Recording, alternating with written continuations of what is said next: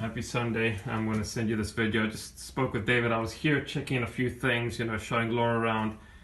And, for this maid shower, there's a couple of things we really need to do to kind of make this thing work.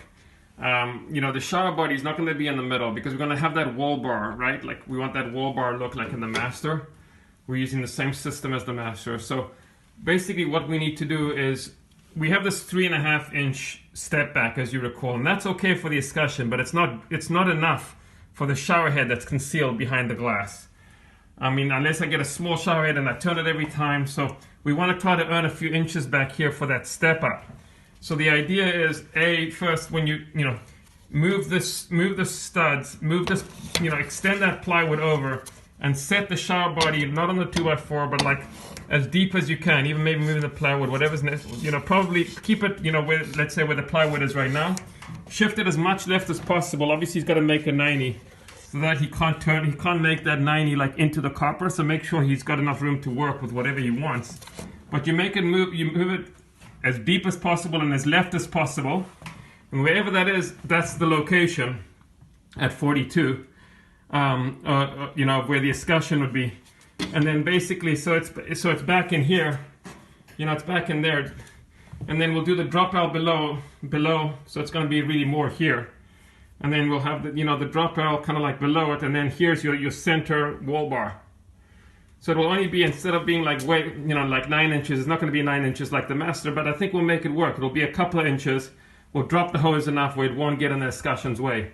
Then you'll have the wall bar up, and I think your shower wall will end up being, you can kind of see here, you end 2.25, 2.5 inches more inset from that minimum line, which is about in line with the black copper. So your new shower wall steps in and kind of like meets the shower body minimum tolerance and these black irons, saving us a couple inches. And now we go from 3.5 plus 2.5. Now we're all of a sudden at the 5-6 inch mark. Goes up. When he takes his copper up from the shower body to the rain head, he'll probably have to go behind this black iron, which there's plenty of room, and then up through, through that hole there, and then out through here into the center. Kind of like, and I'm not putting that big rain shower anymore. I'm putting a very sleek, small 10-inch little growy rain head, minimally invasive, like 1 inch. So this whole ceiling, which was dropped, I think it was dropped, I guess, to allow him to do his copper tied to the ceiling without cutting studs. But obviously that needs to go up.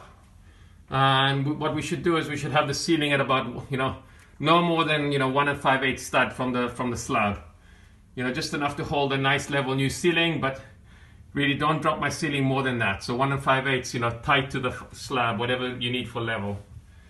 And I think that's kind of like where I'm at right now.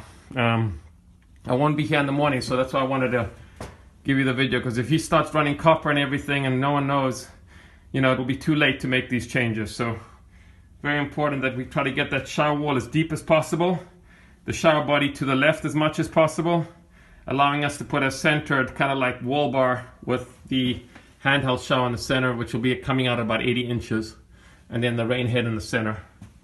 That's all I got. Thanks very much. Enjoy the rest of your day, and I'll see you tomorrow. I've got to go to the kitchen in the morning, and then I'll be back on site in the afternoonish. I think David's coming as well, so we'll all kind of get together tomorrow afternoon. Thanks, bye.